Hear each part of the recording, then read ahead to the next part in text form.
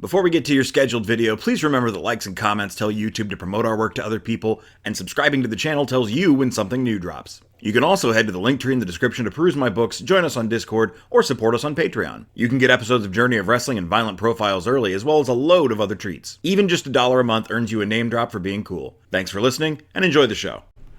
Greetings and salutations, my fellow overfull Netflix queues. It is I, Eric J. Chucky, joined as always by the boy and the singing voice of Dio the Cat. He loves you and wants you to know that. I deprived you of your hey, if you want to insert that now. Oh, hey. This is the Two Nerds Podcast. I will get into what we're talking about today momentarily. First, we need to talk about who's cool. Who is cool? That's going to be DG on the tip of your tongue. Distrucity KTL. Passion Killer 711. And of course, the coolest people among the cool, Rob, and a guy from Ohio. You too can become cool by giving us $1 on the old Patreon. It gets you episodes of Journey of Wrestling a week early. It gets you the Journey of Wrestling Limited Series all at once. I feel like not enough people are taking advantage of that. The whole playlist's done. It's linked on the Patreon. The rest of you guys got to wait for that ECW goodness. And it gets you my thanks. And occasionally some updates and stuff. We, in 2018... were responding to a meme that was going around what used to be known as Twitter. How things change. Yeah, it's been a long few years. Only 6, and yet everything feels so different. I have not had... This was directly after my last, well, not counting the pandemic, crippling, explosive life event. So you wouldn't think that much would have changed about my taste profile. We've been through so many horrible disasters as a society since then. So we responded to this meme that was, what are 5, in this sense, TV shows someone could experience, and in doing so get an understanding of you as a person and your taste in the medium. Not necessarily your favorite things. That is critical. Although... there's probably going to be some overlap there. Not necessarily things you would recommend them that they might like. Stuff specifically to get an idea of what you like and how and who you are. Yeah.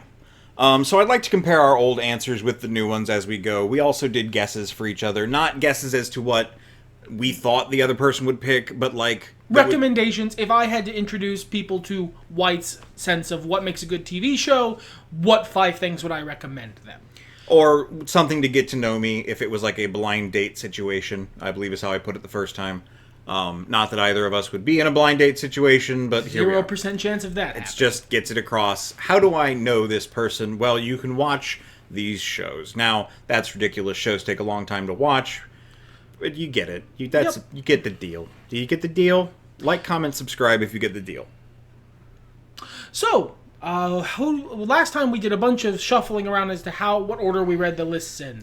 What should we lock in this time? So I'm thinking, now we'll probably forget because we're not going to record all it's going to be different for the next 2. This time. But the thing I think we should try to maintain is one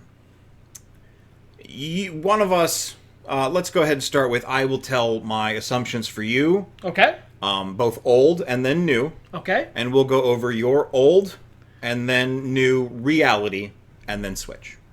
Fair enough. I think the old ones we should try and keep pretty short. Brief, yeah. But just to, you guys can go back and watch the full podcast if you want our full thoughts on it. But it'll give you something to compare to. How have I changed in these 6 years? It is our 10th anniversary of doing this podcast. That's why we're looking back like this. And for those of you who care about us as talking invisible heads... Astonishing that you exist. Thank you very much. Your existence is a continued source of joy and bafflement in my life. And this is an excellent look back for you as well. Yeah. So, in 2018, I said that Batman the Animated Series, The Mythbusters, Friends, How It's Made, and Avatar The Last Airbender were what I thought would be good things to show people to get an idea of who you are. All great suggestions. There were a lot of changes this time. One of them based on something you said in the previous podcast. I went with The Mandalorian, Cyberpunk Edgerunners, AEW Dynamite, specifically the last 6 months of it, The Mythbusters still, and Friends still. Friends and Mythbusters for the same reasons. Friends is very structurally how your humor is created. Basically, if you watch enough Chandler, you'll get who I am as a person. Yeah, and I think because you have a stronger cleaving to one character, it is more useful to say Friends for you than it is for me. For me, that seems like just general millennial sauce. Yeah, and you know what? We're both millennials. That makes absolute sense. Sure, but I felt it important to carry over your sense of humor, and I can't think of anything that's more precise than sarcastic, Chandler Bing. Early seasons especially. Mythbusters is still on there because if we're talking about your taste in entertainment, you love crafting shows. I watch a lot of YouTubers who are the spiritual successors to the Mythbusters. Like, a lot of them. And as a person, you appreciate the scientific method. You like to take things apart and prove why they don't work, or prove yourself wrong in that they do work. You're equally happy with either outcome. And I think that harmony is extant within the Mythbusters. There are very few things that are a greater joy in life than being wrong. Dynamite has just been, you mentioned in the last podcast that wrestling, while kind of strange and too much to take in, it's baked into our conversational... It's how we talk. Yeah. It's the words we use. But most especially, Tony Khan has been writing you a love letter over the last 6 months. I mean, he really has, guys. If you listen to our wrestling content, you've heard a lot of it. Some of the wrestlers currently in AEW were designed in a lab by an evil scientist to appeal specifically to me. Cyberpunk Edge Runners, not just because you love cyberpunk as a genre... I think it's the other facet of your personality, the part of you that likes serious tales and somewhat dour tales. And I think the main character in particular is a facet through which to explore a kind of story that is not a show, movie, or game.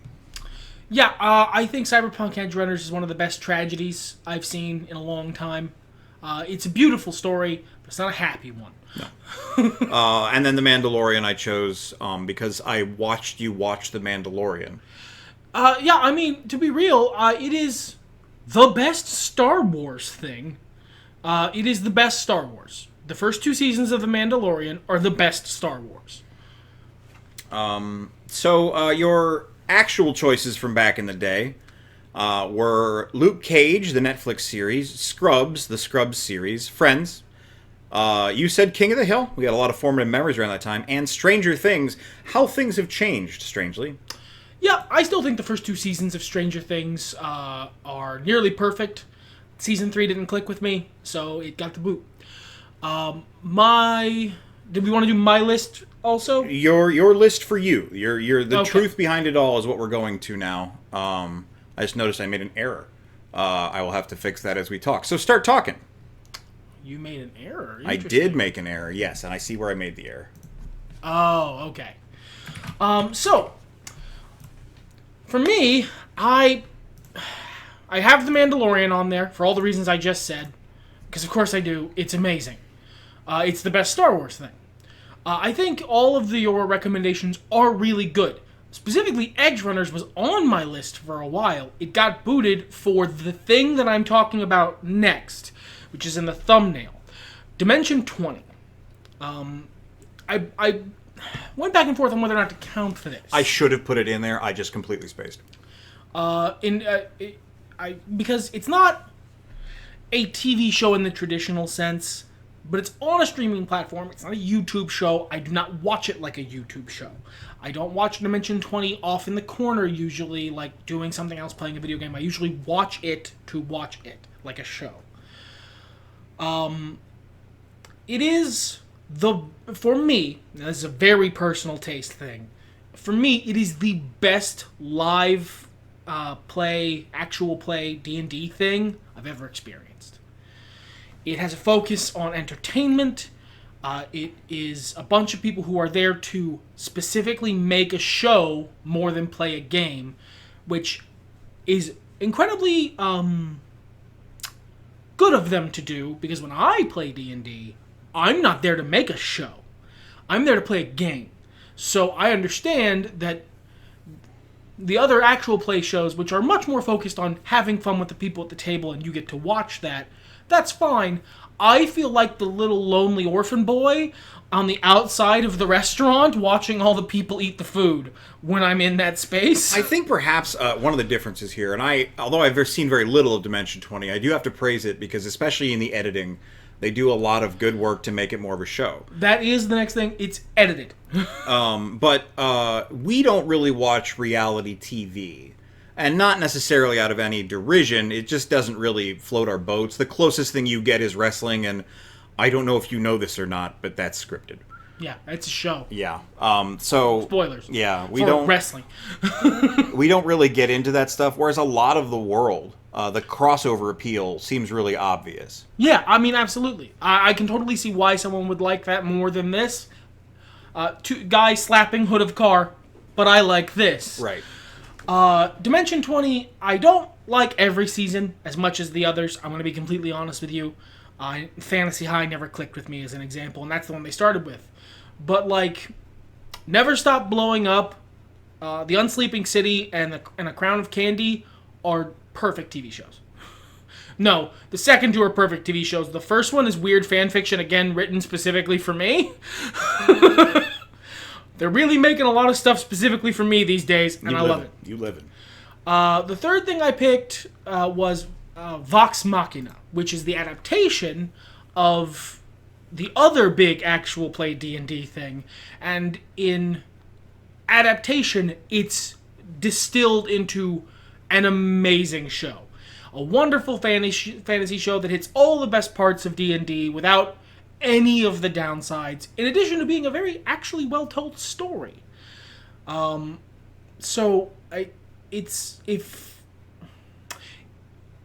like Matt Mercer's gang and all the stuff they do. I love Critical Role.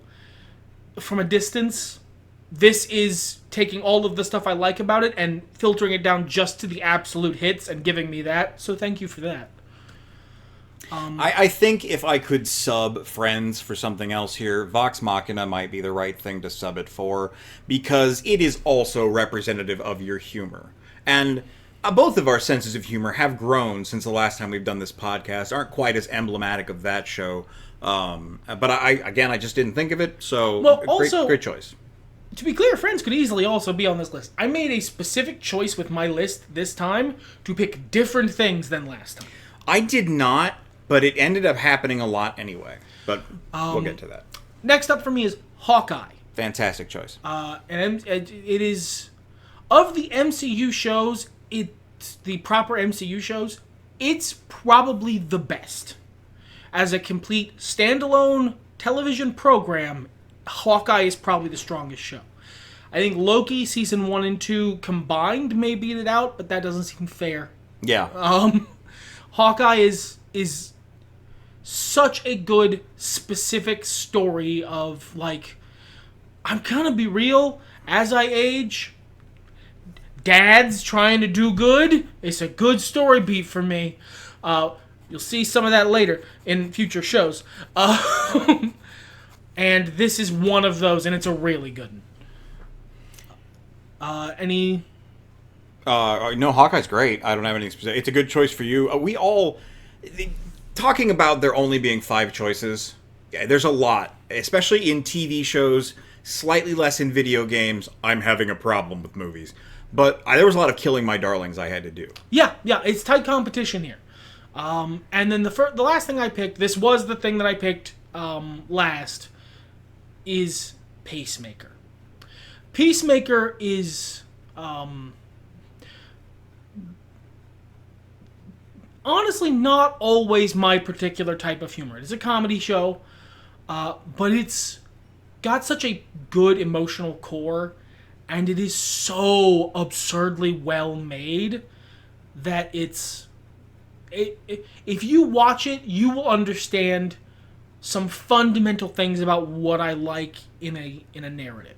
Yeah, a narrative. What a great... In a character's growth as well. Yeah, a character. How they can change. And not just one character. There's a lot of characters in that show. Yeah. I think that's a good choice. All right. So, in 2018, 5 shows you chose for me. So, In 2018, the five shows I chose for you were The Simpsons, because it's important if you want to understand any of the jokes he makes. Daria, because it's an incredibly formative thing for both of us, if I'm being honest. Friends, for all the reasons we talked about. It's that millennial sauce. King of the Hill, because it was a big part of the beginning of our friendship and an important part of time in White's life where it changed who he centered in stories. And BoJack Horseman, because BoJack Horseman is fucking depressing, but in a clean way. It's depressing in the same way a forest fire is like burning. I'm going to make a transitory phrase here, or rather statement. I did not have BoJack Horseman on my new list. It was there for a moment because I watched it, and I tried to watch the first season again to show it to someone new, and the first season is so different, especially those first few episodes, that I had a hard time with it, and I've not gone back. Looking back, I still quote that show a lot. I still make reference to that show a lot. I think there's a lot of fundamentals about approaching mental health and participating in society that are profound and critical, but they were so much more profound and critical at the time when we recorded that last show than they are to me now. It was one of those things that hit you at just the right time. Absolutely, 100%. That's why it's not on my list this time. I didn't think it would be on his list anymore. Can you do me a favor and do these in reverse order? Absolutely. Okay. So, the ones I picked for him this time were Peacemaker, for all of the reasons I just said, and I'm pretty sure he likes it more than I do. Hawkeye, again, for all the reasons I just said. Roseanne, because Roseanne is... So if Friends is the sauce that we both were sort of cooked in as millennials, and we are cooked, we're old now. I done been cooked. As this goes up, I'm 39. Roseanne is like the underlying meal which the sauce is in. It is, for both of us, for different reasons, but for both of us, an incredibly nostalgic and incredibly comforting show. It is just sort of a look at how life was back in the day in a way it can't be anymore, for a lot of reasons. Next up is Murder, She Wrote, because I've lived in the same house with him for the last several years, and the dude watched all of Murder, She Wrote. I could watch it again, I just am not quite ready yet. And he loved it. It's just really good. I've never watched it. I've never watched an episode of Murder, She Wrote. I can't speak to it. I just know that if you wanted to know, you would watch this.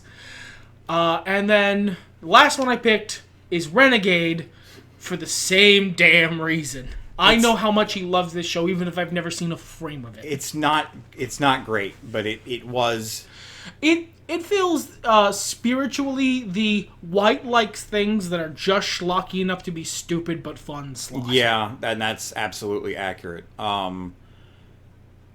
So back in the day, my actual picks met very closely to his. BoJack Horseman, King of the Hill. I said Roseanne instead of Friends, but Daria, and then Longmire because I didn't even think of The Simpsons.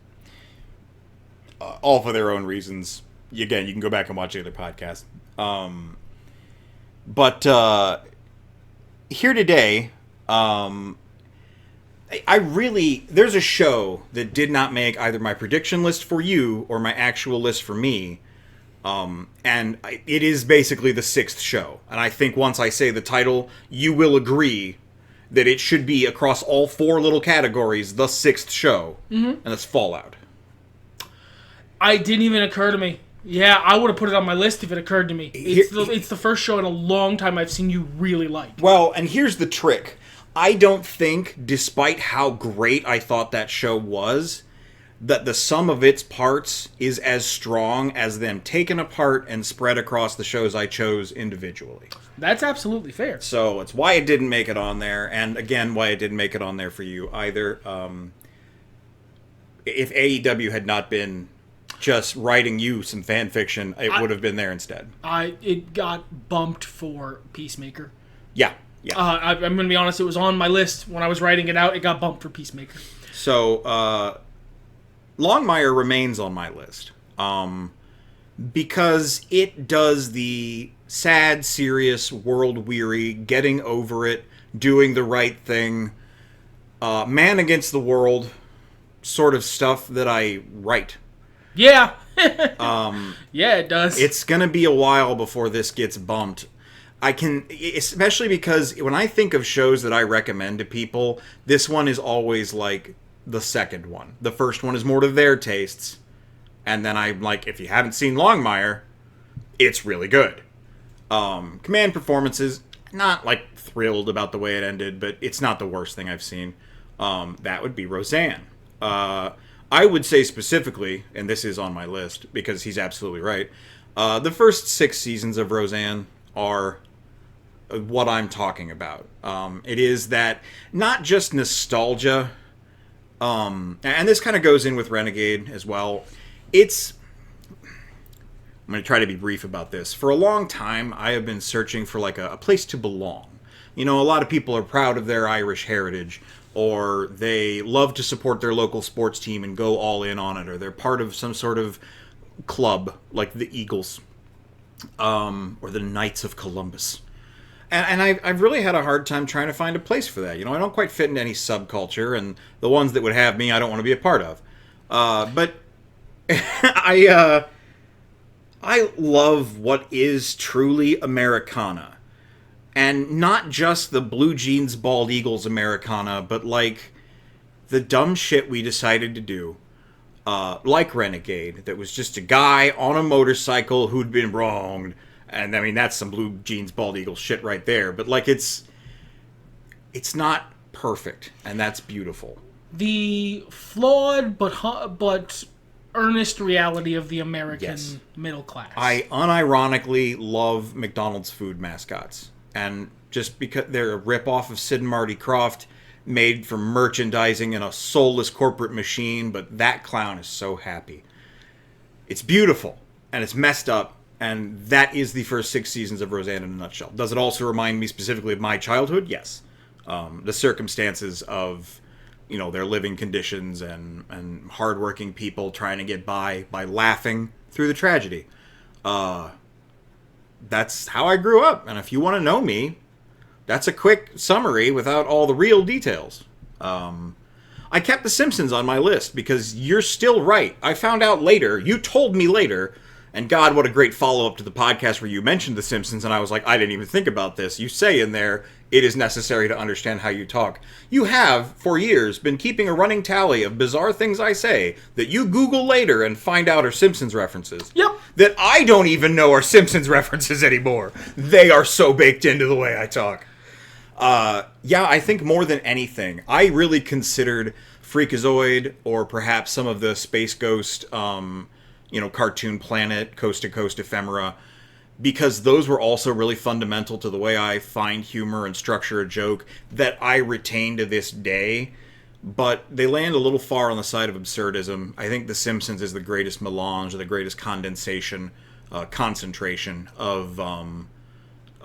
jokes. Now, I can only really speak to the first 10 seasons. I kind of petered off, I think around season 8 or 9, but I think it's accurate, and it had to be paid respect on there. And I also had Peacemaker on my list. I don't know if I mentioned, I have Murder, She Wrote on there too. You went by. I kind of went past it as part of the Americana deal. Let me do Murder, She Wrote first. I like a mystery. It's the thrill of being fed breadcrumbs intentionally until you go, hey, I've been eating bread. And the author goes, yes, I know. And then the character goes, I think he's been eating bread. And you celebrate because you're so much smarter than the character when that was the intention all along. It's a good magic trick. I like it seeing pulled. Moreover, it's so hard to do. Writing a good mystery is one of the hardest things to write. I appreciate how this show is built.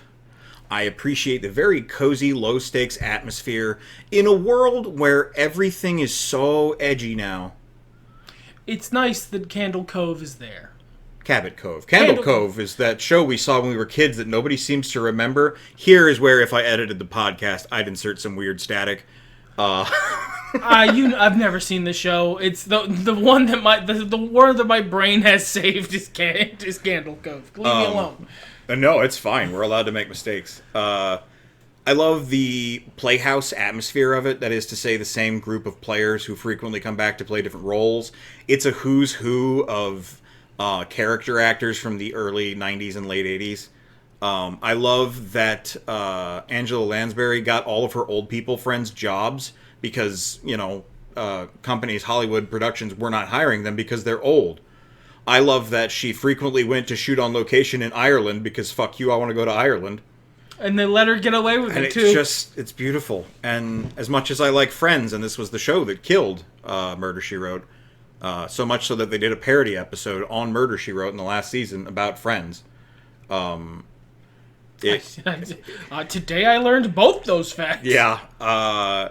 It's, I don't know. It became important to me. It is comfortable. This is my comfort food. I've never fully had, like, a comfort character. J.B. Fletcher's close. She's really close. But yeah, Peacemaker. Obviously everything you said. This replaced BoJack. Yeah, that makes sense.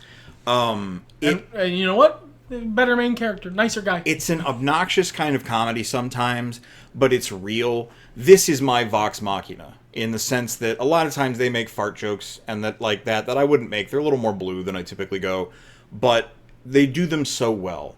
And there's just something that James Gunn captures with anything he does.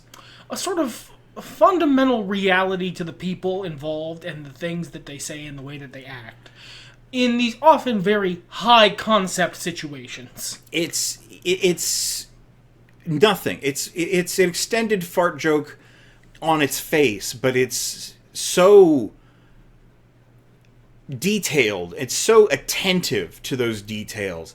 There is such a well-developed and explored human element to almost every character in everything he does that I think is maybe best realized in Peacemaker. And I had it off my list for a minute because I wasn't sure, but I actually, today, while I was in the car, heard the theme song and was like, no. Because every episode I watched, they changed nothing. But the context supplied by the last time on made the title feel different.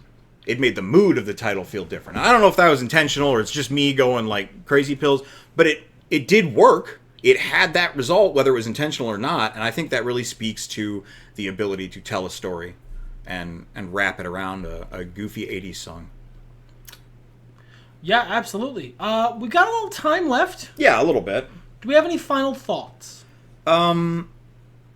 I feel like there was another show that I had in consideration that I bumped. I do want to make a correction. I had a different show in mind that I bumped for Peacemaker. Fallout didn't occur to me at all. Reacher was the one who got bumped for Peacemaker. Reacher, yeah. Different Amazon show. I was surprised how easy TV shows came to me as compared to films, which I'm still struggling with. I would say for me, video games was probably the easiest list. Although yeah, I'd agree. It had the ones that were basically, there are other games I like, but I mean these are the answers. Let's be real. Sure. Energy to it. Followed by TV shows. Movies was the hardest, and movies was the hardest to make recommendations for you as well.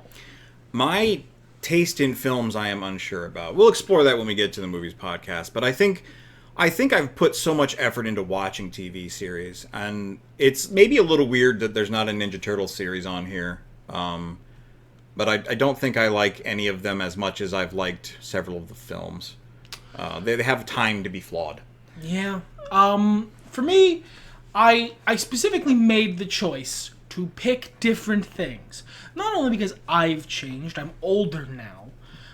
Some of the things on my list probably wouldn't be on my list anymore, even if I hadn't made that choice. Luke Cage, as much as I loved it at the time, has been surpassed by other better shows. Sure. Stranger Things, third season, didn't hit with me and it didn't sour me on the show, but it took a lot of the shine off. But, like, Friends could easily still be on there. King of the Hill could easily still be on there. I think I'd have to rewatch King of the Hill. I have our memories of it, of us playing Warcraft and watching King of the Hill, but... Hey, we're playing Warcraft again. Yeah, TV's not usually busy. We got much better internet now. But I... Well, what about Scrubs? Why'd Scrubs get bumped? Scrubs got bumped because... I'm the devil on your shoulder. No, I've rewatched that show a bunch. Much more so when I was young. I haven't rewatched it in several years, but I did rewatch it a couple years ago. As a part of listening to the podcast that the actors for the two main characters, well, the main character and a side character, the two main characters are JD and Dr. Cox. But they did a podcast rewatching the show, and I rewatched the show with them. And it's still there, it's still great, but I've realized how much I like the later seasons a lot less than the earlier ones. Right, yeah. Because this is actually something I knew back in the day. In the early seasons, they were much more serious when they needed to be serious because they wanted the show to have heart. Right. It became much more of a broad comedy as the show went on, and it lost that sense of heart. It was very kooky. And if you'll notice, there's something that's pretty common across all of my picks. For me, at this point in my mid-30s, your show has to have an emotional core. You have to have something to connect with. You have to have a thing that makes me give a shit. Because there's infinity shows. There are infinity things to watch. There are more television programs to watch than I could watch if I retired today, had the money for that first off, and did nothing but watch TV shows for the rest of my life between sleeping and eating. Probably during eating. So to get past the noise, you have to have a strong signal. You have to have something that makes me give a shit. Why am I watching a show about these people specifically? And like, that for me is the central thing that makes all of those, all the ones that I actually ended up picking, be the ones I picked. Because there's something emotional that's in the center there that I really like. Hey, it's the reason I wouldn't put any of the YouTube shows I watch, no matter how much I love them, and no matter how many more hours of that I watch than regular TV. Which also, I watch way more YouTube than anything else. But like, I watch YouTube in a different way. Yeah, exactly. YouTube doesn't require... I don't have to emotionally give a shit about the video essayist and their emotional journey, even though sometimes I do, Kevin Perjurer. Defunct Land, yeah, that could be up there. But... that fits into my whole Americana theme, too. What I want out of a TV show is a narrative. It's the reason I don't watch reality TV. And if the narrative's not there, I'm not going to bother watching. You've had a lot of good lines to go out on, but I do want to talk about some of the things that I didn't have. Hawkeye could have been on my list. I think Hawkeye was a fantastic show. I agree with you. I think it's the other side of the coin to Loki. They're both maybe the best Marvel show so far. Loki's a different beast than Hawkeye. Yeah. Hawkeye is a good dad story. It's got big Ninja Turtles energy. Maybe it's the New York. Maybe it's the secret superheroing. I don't know. But it was fun. And I considered it for my list a few times. It's a really good choice. Daria is bumped for a number of reasons. One, I've had a hard time sitting down and watching again since we last talked about it. But also, after years of recommendations, I tried to watch Freaks and Geeks, which is just Daria but with physical people. Yeah, pretty much. And I couldn't get into it. And that kind of spoke to me that there is more nostalgia carrying Daria than you would otherwise think. Than I would otherwise think. I mean, as I said, when you actually stopped to watch Freaks and Geeks after me literally recommending it to you for years. Most of our friendship. Yeah, it's too late. It is. And that's a shame. And I might try to, when my brain feels a little different, go back and check it out again. But now is not the time. It's just too late, man. You missed it. It's fine. It is fine. You don't have to watch everything and you don't have to love everything. I've been trying to watch a lot more TV shows. I really want something to, like, get into, you know? But what you said about there being heart, there's a lot of first episodes I've watched and bounced off of. And I hear a lot of people say, oh, you got to watch the whole first season. Or it doesn't get good until season 4. Okay, then I'm not watching it, bro. I don't know what kind of life you live where you can just drop 20 hours into something and be like, now it's good. I got so much shit that I'd rather do with that 20 hours than watch a bad thing in the hopes that 4 seasons in, that's not the show getting good. You have been brainwashed. Yeah, basically. Well, and there's a lot of shows that I was thinking about that I'd watched, going, did I like this show? Oh, yeah. I mean, there's a bunch of shows I've watched, like, many seasons of that I knew firmly were not appropriate for this list. Yeah. But, yeah, I would rather watch a show that hooks me from the start and fall off of it later than try to force my way through, you know, a season or two of a show that's not getting me, only to find out it never does. What a waste. Life's too short.